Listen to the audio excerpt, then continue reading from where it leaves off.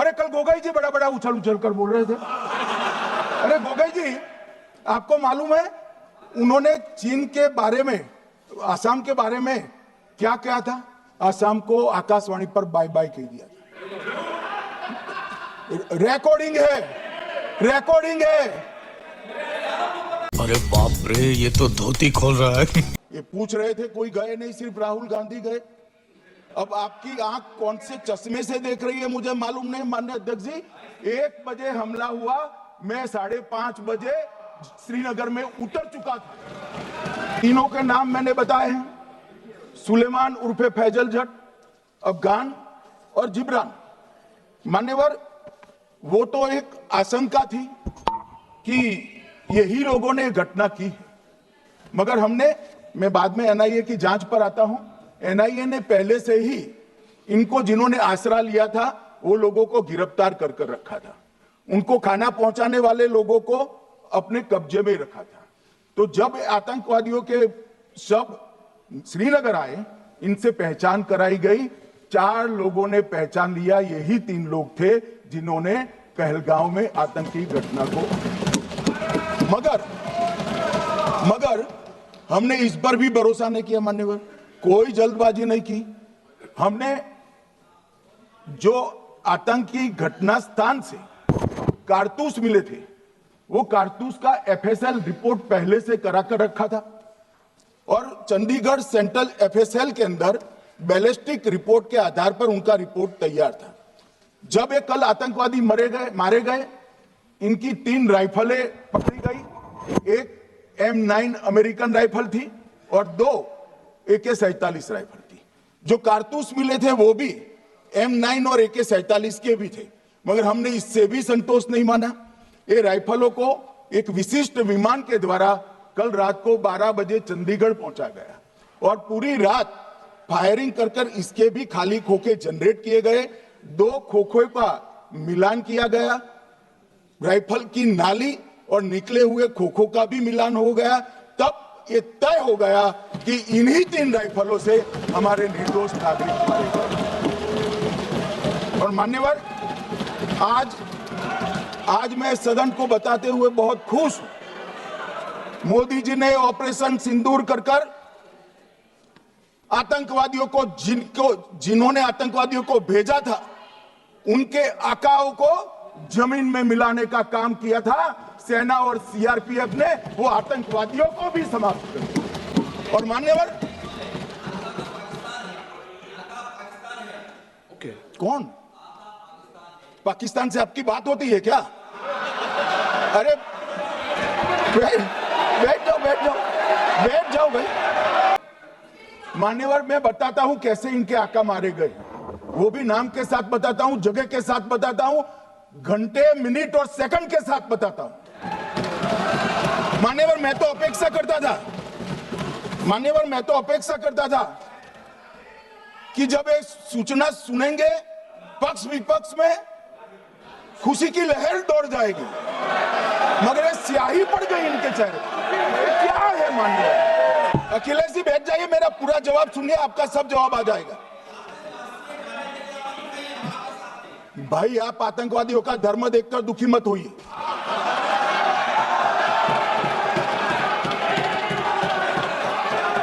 अखिलेश बैठ जाइए यार।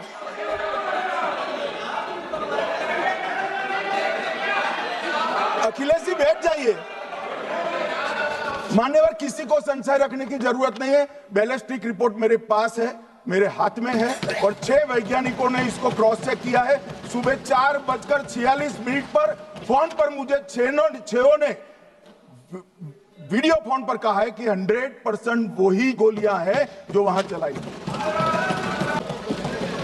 मैं तो गया था वहां जब ये घटना हुई। दूसरे दिन इनके परिजनों को मिला था। 6 दिन की शादी वाली बच्ची विधवा होकर मेरे सामने खड़ी थी। आज तक मैं वो दृश्य नहीं भूल सकता। मगर आज सारे परिजनों को मैं कहना चाहता हूं कि मोदी जी ने ऑपरेशन सिंदूर से भेजने वालों को भी मारा और हमारे सुरक्षा बलों ने जिनको भेजा था उनको भी मारा और एक ऐसा सबक सिखाया है कि आने वाले कई दिनों तक कोई ऐसी हिम्मत नहीं कर पाएगा। अब मान्यवर, कल पूछते थे कहां से आए, कहां गए, किसकी जिम्मेदारी है। भाई जिम्मेदारी हमारी ही है, हम सरकार में हैं, हमारी ही जिम्मेदारी है। मगर मैं पूछता हूं, जब आप सरकार में थे तब क्या क्या हुआ था, इसकी जिम्मेदारी किसकी थी और क्यों निर्वहन नहीं किया, वो भी बाद में पूछूंगा, जरा धीरज से सुनना। मगर मान्यवर, मुझे एक बड़ा दुख हुआ है। कल इस देश के पूर्व गृह मंत्री चिदंबरम जी ने सवाल उठाया कि क्या प्रूफ है कि ये आतंकवादी पाकिस्तान से आए, और मान्यवर कब उठाया, जब संसद में चर्चा होने वाली थी। क्या कहना चाहते हैं चिदंबरम साहब, किसको बचाना चाहते हैं, पाकिस्तान को बचाकर आपको क्या मिलेगा। वो ये कह रहे हैं कि और कह रहे मत जाओ,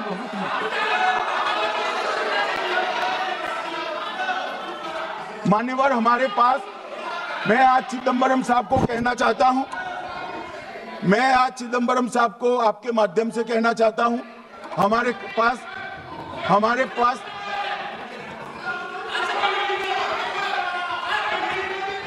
मान्यवर, हमारे पास प्रूफ है, वो भी मैं सदन के सामने रखना चाहता हूं कि तीनों पाकिस्तानी थे। 3 में से 2 के पाकिस्तान के वोटर नंबर भी आज हमारे पास उपलब्ध है। मान्यवर, ये राइफलें हैं, ये राइफलें भी हमारे पास उपलब्ध है।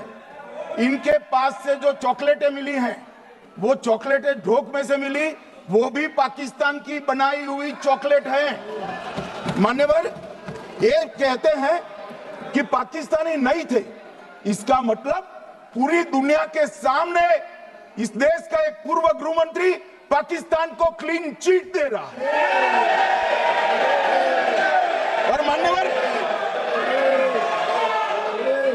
मान्यवर, वो पाकिस्तानी आतंकवादी नहीं थे ऐसा बोलकर श्री चिदंबरम, अगर पाकिस्तानी आतंकवादी नहीं थे तो पाकिस्तान पर हमला क्यों किया, वो भी सवाल खड़ा कर रहे हैं। मान्यवर, आज पूरी दुनिया ने हमारे संसद सदस्य गए थे, स्वीकारा था कि हमला पाकिस्तान ने किया है, और इस देश का गृह मंत्री जो कांग्रेस पार्टी से आता है, वो कहता है कि क्या सबूत है। अरे मुझसे मांगते, मैं दे देता, टीवी से मांगते हैं, पूरी दुनिया के सामने उजागर करते हैं, सख्त सुबह खड़ा करते हैं। पाकिस्तान को बचाने का इनका ये षड्यंत्र आज 130 करोड़ लोग जान रहे हैं। बच नहीं पाओगे आप लोग, बच नहीं पाओगे। मान्यवर, सबसे पहला कांग्रेस पार्टी का ब्लंडर था सिंधु जल संधि, इसको स्थगित करने का काम नरेंद्र मोदी जी ने किया। और मान्यवर, ये पूछते थे मुझे कल कि पहलगांव के दोषी कहां गए, वो पहलगांव के दोषी कहां गए। ये जो मैंने, अरे सुनो ना यार, ये जो 10 मैंने नाम पढ़े हैं, इसमें से 8 ये चिदंबरम एंड कंपनी के समय में आतंकवादी घटना घटाने वाले लोगों को नरेंद्र मोदी जी ने। अब पाकिस्तान से गलती हो गई, टेररिस्ट ठिकानों पर जो हमला किया था उसको वो अपने पर का हमला मान लिया, और पूरी दुनिया में कहते थे कि हमारा टेररिज्म से कोई लेन देन नहीं है। ये तो अब ऐसे ही ग्रुप करते हैं, हम तो विक्टिम है, जो मनमोहन सिंह ने सर्टिफाइड भी कर दिया था कि ये भी विक्टिम है। मान्यवर, मगर दूसरे दिन इनकी श्रद्धांजलि का कार्यक्रम हुआ, और पाकिस्तान को मालूम नहीं पड़ा कि ये पूरी दुनिया देखेगी। सेना के आला अफसर उनके नमाजे जनाजा में उपस्थित हुए, उनके जनाजे को कंधा दिया, और ये सारे आतंकवादियों के जनाजे के जुलूस के अंदर पाकिस्तानी सेना, इनके अफसर, आईएसआई के अफसर, वहां की पुलिस के अफसर अश्रुभीनी आंख के साथ जुड़े थे। और मान्यवर, ये सिंदूर ने पाकिस्तान को पूरी दुनिया में एक्सपोज कर दिया कि पाकिस्तान के अंदर टेररिज्म, स्टेट स्पॉन्सर टेररिज्म है। 8 एयरबेस इतने सटीक तरीके से तोड़े गए, पाकिस्तान की पूरी एयर डिफेंस सिस्टम धरी की धरी रहेगी, कुछ नहीं कर पाई। नूर खान चकलाला एयरबेस तोड़ दिया गया, मुरीद तोड़ दिया गया, सुगुर्दा तोड़ दिया गया, रफीकी तोड़ दिया गया, रहीम यार खान तोड़ दिया गया, जकोबाबाद तोड़ दिया गया, सुक्कुर और भोलारी भी तोड़ दिया और सुक्कुर, लाहौर, अरिफवाला, चुनेन, जकोकाबाद और नया चोर, ये 6 रडार सिस्टम भी उनके पूरी तरह से ध्वस्त कर दिए। 2 surface to air guided weapon Lahore और अकारे में इनका जखीरा भी समाप्त कर दिया गया। और मान्यवर, उन्होंने हमारे रिहायशी इलाकों पर हमला किया, फिर भी हमने इनके रिहायशी इलाकों पर हमला नहीं किया, सिर्फ इनके एयरबेस और एयर डिफेंस सिस्टम को निशाना बनाया और उनकी आक्रमण करने की क्षमता को पंगु कर रख दिया। हमारी पूरी सेना, पूरी वायुसेना, पूरी नौसेना अक्षुण्ण थी और उनकी हमला करने की क्षमता को हमने छिन्न विछिन्न कर दिया। पाकिस्तान के पास शरण में आने के अलावा और कोई चारा ही नहीं था। इसलिए मान्यवर, इसलिए 10 मई को डीजीएमओ ने, पाकिस्तान के डीजीएमओ ने भारत के डीजीएमओ को फोन किया और 5 बजे हमने इस संघर्ष को विराम किया। अब मान्यवर, कल सवाल उठा रहे थे कि इतनी अच्छी पोजीशन में थे, आपने युद्ध क्यों नहीं किया? युद्ध के कई परिणाम होते हैं मान्यवर, करना न करना वो सोचकर करना पड़ता है। मगर मैं इसी देश के इतिहास से कुछ घटनाएं बताना चाहता हूं। 1948 में मान्यवर, कश्मीर में हमारी सेनाएं निर्णायक पड़ाव पर थी। सरदार पटेल ना बोलते रहे, जवाहरलाल नेहरू जी ने एक तरफा युद्ध विराम कर दिया।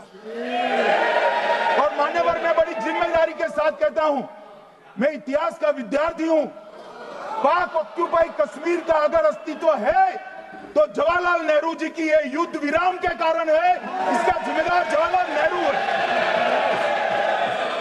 मान्यवर, 1960 में सरदार पटेल ने विरोध किया था, गाड़ी लेकर आकाशवाणी तक गए थे, घोषणा न करते दरवाजे बंद कर दिए थे। मान्यवर, 1960 में सिंधु जल पर भौगोलिक व रणनीतिक रूप से हम बड़े मजबूत थे और उन्होंने सिंधु समझौता क्या किया? 80% भारत का पानी पाकिस्तान को दे दिया। मान्यवर, 62 के लड़ाई की बात मैं बाद में करता हूं। 65 की लड़ाई में हाजीपीर जैसे स्ट्रेटेजिक जगह पर हमने कब्जा किया था, 66 में उसको लौटा दिया गया। मैं 71 के युद्ध की भी बात करना चाहता हूं। मान्यवर, 71 में कल राजनाथ जी ने भी बताया, पूरे देश ने इंदिरा जी का समर्थन किया। उन्होंने पाकिस्तान के 2 टुकड़े कर दिए। बहुत बड़ी विजय थी भारत की और सदियों तक भारत इस विजय पर गर्व करेगा। हम सब भी करते हैं, हमें कोई आपत्ति नहीं। मगर हुआ क्या मान्यवर? युद्ध की विजय की चकाचौंध में क्या हुआ? 93 हजार युद्धबंदी हमारे पास थे, 93,000 और 15,000 वर्ग किलोमीटर क्षेत्र पाकिस्तान का हमारे पास था। 93,000 युद्धबंदी उस वक्त की पाकिस्तान की सेना का 42% और 15,000 वर्ग किलोमीटर क्षेत्र। मगर शिमला में समझौता हुआ, पाक ऑक्यूपाई कश्मीर मांगना ही भूल गए। अगर उस वक्त पाक ऑक्यूपाई कश्मीर मांग लेते, न रहेगा बांस न बजती बांसुरी। ये कैंप तोड़ने की जरूरत न पड़ती साहब आपको, हमको। मान्यवर, इतना ही नहीं, पाक ऑक्यूपाई कश्मीर तो नहीं लिया, मांगना ही भूल गए। 15,000 वर्ग किलोमीटर की जीती हुई भूमि भी वापस दे दी। तय हुआ था पाकिस्तानी नरसंहार के लिए युद्ध अपराध न्यायाधिकरण बनेगा, नहीं बना। सेना ने पूर्वी पाकिस्तान में नरसंहार किया था। 195 पाकिस्तानी अधिकारियों पर मुकदमा चढ़ना था। भुट्टो अपने साथ इंदिरा जी के सामने से छुड़ा कर ले गए। जनरल मानेक शॉ का एक कोट अनकोट कहता हूं, जनरल मानेक शॉ का, जो एक प्रकार से आर्किटेक्ट माने जाते हैं बांग्लादेश विजय के, इन्होंने कहा कि भुट्टो ने भारत के नेतृत्व को मूर्ख बनाया। अब जो शब्द है मैं आप कोट अनकोट है, इसमें मेरा कुछ नहीं है, ये लोग गुस्सा न हो सकते। I told her into bracket Indira Gandhi, Indira ji को कहा that he into bracket Bhutto के लिए he has made monkey out of you. समझ में आता है? ये फील्ड मार्शल साहब ने कहा है मान्यवर, और ये हमें सिखा रहे, ये नहीं किया, वो नहीं किया, फलाना नहीं किया, ठिकाना नहीं किया। अरे भाई, आप तो पाकिस्तान को क्लीन चिट दे रहे हो कि पाकिस्तान ने हमला ही नहीं किया है। क्या अधिकार है आपको पूछने का? कोई अधिकार नहीं है साहब। देखिए क्या होता है, मैंने कहा पाकिस्तान को क्लीन चिट दे रहे हो, तो कनी मोदी जी कह रही है कि नहीं, हम नहीं दे रहे हैं। कनी मोदी जी, माननीय अध्यक्ष जी, आपके माध्यम से मैं कनी मोदी को बताना चाहता हूं, माननीय सदस्य जी को, कि वो कह रही है हमने नहीं दिया, मगर जिसके साथ बैठते हो उसका दोस्त तो आपके सर पर आएगा ना। मेरे से निपट रहा है, काहे को प्रधानमंत्री जी को बुला रहे हो?